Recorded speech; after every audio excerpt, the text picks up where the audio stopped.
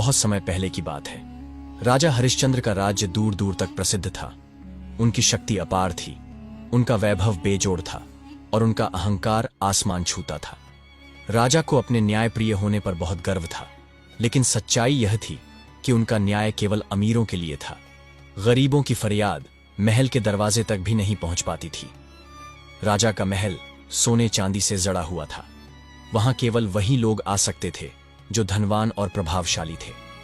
यदि कोई गरीब न्याय की गुहार लगाने आता तो उसे दुत्कार कर भगा दिया जाता।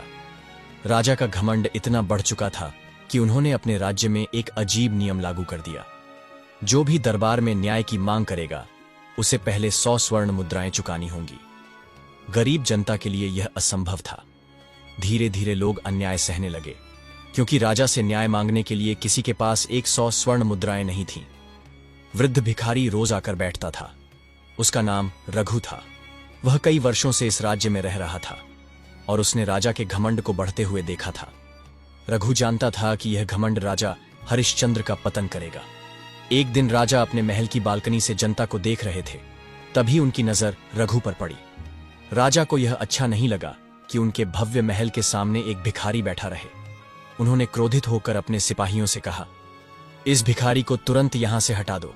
मेरा राज्य अमीरों और शक्तिशाली लोगों के लिए है, न कि इन गंदे और बेकार लोगों के लिए।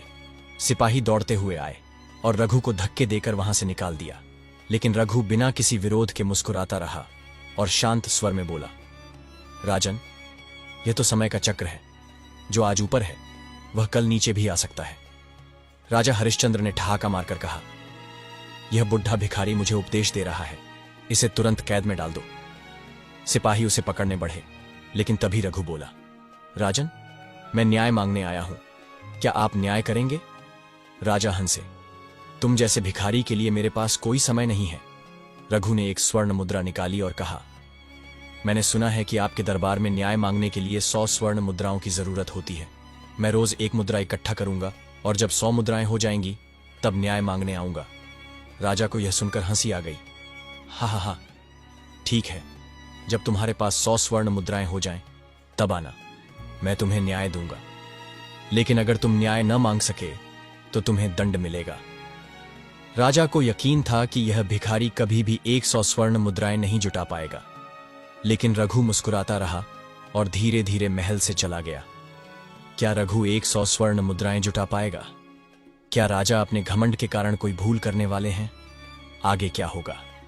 राजा हरिश्चंद्र को पूरा यकीन था कि वह भिखारी रघु कभी भी 100 स्वर्ण मुद्राएं इकट्ठी नहीं कर पाएगा। वह यह सब भूलकर अपनी शाही जिंदगी में मग्न हो गया। लेकिन रघु के इरादे अटल थे। उसने अपने छोटे से कटोरे में पहली स्वर्ण मुद्रा डालते हुए कहा, राजा को यह नहीं पता कि समय का चक्र कब किसे कहां ले जाए, लेकिन मैं जानता हूं कि सच्चाई और न्याय की जीत जरूर होगी। रघु रोज भीख मांगकर एक एक स्वर्ण मुद्रा इकट्ठा करने लगा। उसने यह ठान लिया था कि चाहे कितनी ही कठिनाइयां क्यों ना आए, वह 100 स्वर्ण मुद्राएं जुटाकर दरबार में जाएगा। समय बीतने लगा। पहला महीना बीत गया, फिर दूसरा और फिर तीसरा। रघु दिन रात मेहनत करता, भीख मांगता, कुछ छोटे मोटे काम करता और धीरे धीरे उसके पास सोने की मुद्राएं बढ़ती गईं। लोग उसकी हिम्मत देखकर हैरान थे। कुछ लोगों ने उसका मजाक उड़ाया तो कुछ ने उसका साथ दिया। कुछ दयालु व्यापारियों ने उसे स्वर्ण मुद्राएं दी, जबकि कुछ स्वार्थी लोगों ने उससे पैसे छीनने की कोशिश की। लेकिन रघु ने हर मुश्किल का सामना किया। उसके पास अब 95 स्वर्ण मुद्राएं हो चुकी थीं। इधर राजा हरिश्चंद्र का घमंड और भी बढ़ता जा रहा था। उसे अब यह लगने लगा था कि वह अजर अमर है। उसकी सत्ता को कोई नहीं हिला सकता। उसकी न्याय प्रणाली केवल अमीरों के लिए थी। जो भी गरीब न्याय की गुहार लगाता, उसे यह कहकर भगा दिया जाता कि पहले 100 स्वर्ण मुद्राएं लाओ, फिर न्याय मिलेगा। राजा को यकीन था कि रघु अब तक हार मान चुका होगा, लेकिन नियति को कुछ और ही मंजूर था। 100वें दिन जब सुबह हुई तो पूरे नगर में हलचल मच गई। भिखारी रघु दरबार के सामने खड़ा था। उसके हाथ में एक छोटी सी थैली थी जिसमें ठीक 100 स्वर्ण मुद्राएं थीं। महल के पहरेदारों ने उसे देखकर कहा, क्या तुम सच में 100 स्वर्ण मुद्राएं ले आए हो? रघु ने मुस्कुराते हुए कहा, हां, अब मुझे राजा से न्याय चाहिए। खबर सुनते ही पूरा महल दंग रह गया। किसी ने नहीं सोचा था कि यह बूढ़ा भिखारी सच में 100 स्वर्ण मुद्राएं जमा कर लेगा। राजा हरिश्चंद्र दरबार में अपने सिंहासन पर बैठा था जब रघु को उसके सामने लाया गया। पूरा दरबार भरा हुआ था। मंत्री, सेनापति और राजा के खास दरबारी सब उत्सुक थे। राजा ने व्यंग्य करते हुए कहा, तो आखिरकार तुम आ ही गए। मुझे यकीन नहीं था कि तुम यह कर पाओगे। रघु ने शांति से कहा, राजन, मैंने आपके नियम का पालन किया है, अब मुझे न्याय चाहिए। राजा ने हंसते हुए कहा, बताओ, क्या न्याय मांगते हो? रघु ने सबके सामने गहरी सांस ली और बोला, राजन, मैं चाहता हूं कि आप मेरे दिए हुए 100 स्वर्ण मुद्राओं को रख लें और फिर मुझे वही न्याय दें जो आप अपने अमीर दरबारियों को देते हैं। राजा को यह सुनकर हंसी आ गई। वह बोला, तुम्हें किस बात का न्याय चाहिए, रघु? तभी रघु ने पूरे दरबार को गहरी नजरों से देखा और कहा, मुझे न्याय चाहिए कि इस राज्य का सबसे बड़ा अन्यायी कौन है, मैं या आप? राजा का चेहरा लाल हो गया। दरबार में सन्नाटा छा गया। सभी लोग हैरान थे कि एक भिखारी ने राजा को चुनौती दे दी थी। रघु ने आगे कहा, राजन, आपने कहा था कि न्याय पाने के लिए 100 स्वर्ण मुद्राएं देनी होंगी। मैंने आपके नियम का पालन किया, लेकिन सोचिए, क्या न्याय को खरीदा जाना चाहिए? क्या गरीब को न्याय पाने का अधिकार नहीं है? राजा का चेहरा अब गंभीर हो चुका था। रघु ने आगे कहा, अगर न्याय केवल उन्हीं के लिए है जिनके पास सोना है, तो यह न्याय नहीं बल्कि व्यापार है, और एक राजा जो न्याय का व्यापार करता है वह न्यायप्रिय नहीं हो सकता। पूरे दरबार में फुसफुसाहट होने लगी। मंत्रियों और सेनापतियों के चेहरे पर भी चिंता दिखने लगी। यह पहली बार था जब किसी ने राजा के घमंड को चुनौती दी थी। राजा हरिश्चंद्र ने अपने सिंहासन की मूठ को कसकर पकड़ लिया। उसे लगने लगा कि उसकी सत्ता को पहली बार किसी ने सच का आईना दिखाया है। राजा ने क्रोधित होकर कहा, तुम मुझे चुनौती दे रहे हो, एक भिखारी होकर? रघु ने शांत स्वर में कहा, नहीं राजन, मैं आपको सच का आईना दिखा रहा हूं। घमंड ज्यादा दिनों तक नहीं टिकता और न ही अन्याय। समय का चक्र हमेशा घूमता है। आज आप राजा हैं, लेकिन कल क्या होगा यह कोई नहीं जानता। राजा पहली बार असमंजस में पड़ गया। दरबार में मौजूद सभी लोग राजा की ओर देखने लगे। क्या राजा हरिश्चंद्र अपने घमंड से बाहर आएगा? क्या रघु उसे पूरी तरह बदल पाएगा? या राजा अपने क्रोध में कोई कठोर निर्णय लेगा? आगे क्या होगा? राजा हरिश्चंद्र अब तक अपने दरबार में सबसे बड़े और ताकतवर व्यक्ति के रूप में पहचाने जाते थे। उनके हर फैसले पर कोई सवाल नहीं उठाता था। लेकिन आज एक साधारण भिखारी रघु ने उनके न्याय और घमंड को चुनौती दे दी थी। पूरे दरबार में सन्नाटा छा गया था। हर कोई राजा की प्रतिक्रिया का इंतजार कर रहा था। राजा क्रोध में उठे और गरजते हुए बोले, रघु, तुमने मेरी सत्ता और मेरे न्याय पर प्रश्न चिन्ह लगाया है। यह राजद्रोह है। क्या तुम्हें पता है कि इसके लिए तुम्हें मृत्युदंड भी दिया जा सकता है? रघु मुस्कुराया और शांत स्वर में बोला, राजन, यदि सच बोलना राजद्रोह है तो यह संसार सत्य को कभी नहीं जान पाएगा। राजा की आंखें गुस्से से लाल हो गईं, लेकिन दरबार में मौजूद लोग फुसफुसाने लगे। कई दरबारी भी रघु की बातों से सहमत दिख रहे थे।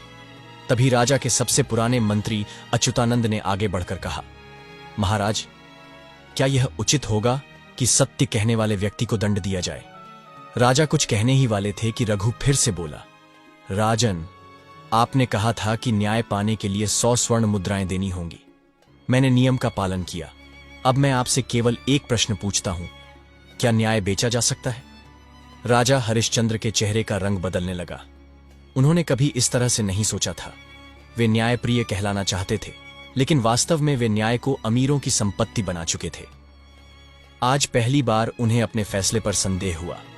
रघु ने आगे कहा, राजन, यदि न्याय केवल उन्हीं को मिलेगा जिनके पास सोना है, तो फिर यह न्याय नहीं बल्कि सौदा है, और जो न्याय को बेचता है वह राजा नहीं बल्कि व्यापारी होता है। राजा स्तब्ध रह गए। दरबार में सभी दरबारी और जनता अब रघु की तरफ थे। पहली बार लोग खुलेआम राजा के फैसलों पर सवाल उठा रहे थे। राजा ने अपनी तलवार म्यान से खींच ली और बोले, रघु, तुम्हारी हिम्मत कैसे हुई मेरी तुलना एक व्यापारी से करने की? तुम जानते हो कि एक राजा की अवज्ञा करने का क्या दंड होता है? रघु मुस्कुराया और अपनी आंखें बंद कर लीं। फिर बोला, राजन, सत्य को मारने से सत्य नहीं मरता, लेकिन हां, सत्य को दबाने की कोशिश करने वाले जरूर नष्ट हो जाते हैं। राजा का क्रोध अब शंका में बदल चुका था। उन्होंने तलवार नीचे कर दी और गहरी सांस ली। उनका मन द्वंद्व में था। एक तरफ उनका अहंकार था तो दूसरी तरफ सच का आईना। तभी महल के द्वार पर अचानक शोर मचा।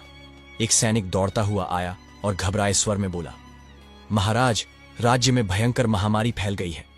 कई गांवों में लोग बीमार पड़ रहे हैं और हमारी सेना भी प्रभावित हो रही है। राजा स्तब्ध रह गए। यह खबर सुनकर पूरे दरबार में खलबली मच गई। राजा ने तुरंत अपने सेनापतियों से उपाय पूछे, लेकिन कोई समाधान नहीं मिल रहा था। रघु ने शांत स्वर में कहा, राजन, यह समय का चक्र है। जब राजा प्रजा का दर्द नहीं समझता तो प्रकृति खुद उसे उसकी गलती का एहसास कराती है। राजा ने गहरी सांस ली। पहली बार उन्होंने अपने मन की गहराइयों में झांका। उन्हें समझ में आ गया कि वह केवल अपने घमंड में डूबे रहे, जबकि राज्य की जनता दुख और तकलीफों में थी। राजा हरिश्चंद्र अपने सिंहासन से उठे और बोले, रघु, तुम सही कहते हो। एक राजा का कर्तव्य है कि वह प्रजा की सेवा करे, न कि उनके लिए न्याय को एक व्यापार बना दे। मैं अपने सभी पुराने आदेश वापस लेता हूं। अब से न्याय हर किसी के लिए समान होगा, चाहे वह गरीब हो या अमीर।